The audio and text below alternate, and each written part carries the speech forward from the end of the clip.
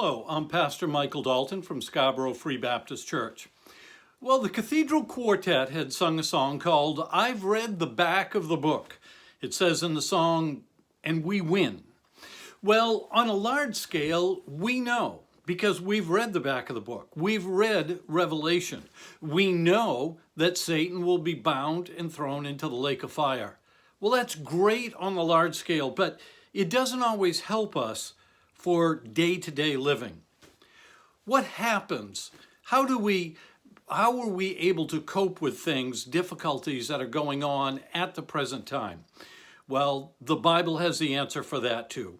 As a matter of fact, when we look back in time, we see in Genesis 37 that Joseph had been thrown into the pit, eventually sold to slavers. We know in Exodus that the firstborn of the Egyptians had to die. We know in 2 Kings 18 that Sennacherib threatened Israel. We know in Daniel 3 that Daniel's friends got thrown into the fiery furnace. We can multiply those stories with Gideon, Esther, Ruth, Jonah in the New Testament. We know that Paul was in prison. We know that Jesus was scourged. These are horrible things that happened to Bible people. So how can we say that there are good things to come out of that? What is the hope that we have? Well, we find in Genesis chapter 50 that God saved Israel. We know from the Exodus account with the Egyptians dying that Joshua was able to lead his children into the promised land.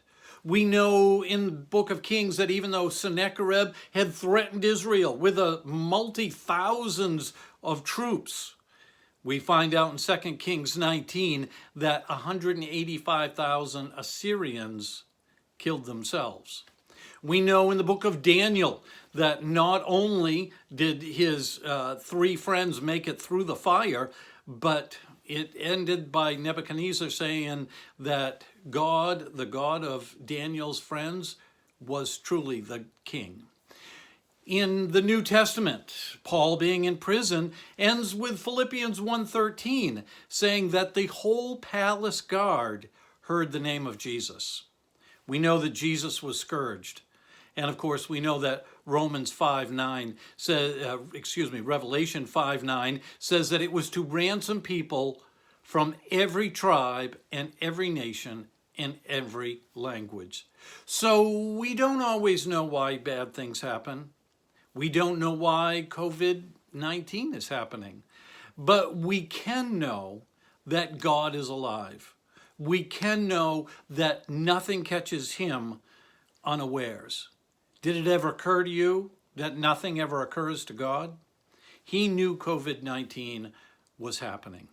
Romans 8:28 says all things work together for the good, but some people forget the rest of that verse.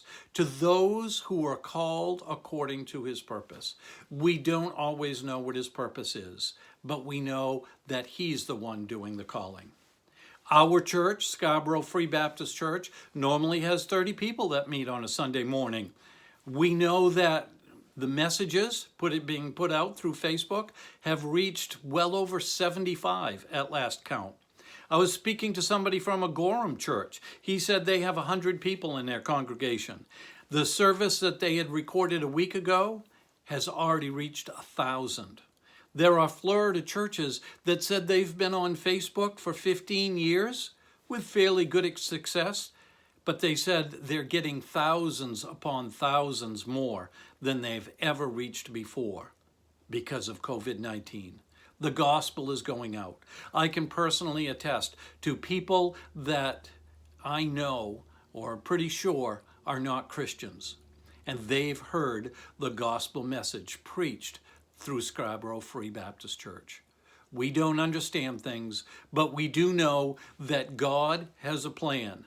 God is sovereign. Satan is not going to defeat him. In the end, we've read the back of the book, and we win. If there's anything that we can do for you here at Scarborough Free Baptist Church, we ask you to send us an email, scarboroughfreebaptist@gmail.com, scarboroughfreebaptistchurch@gmail.com.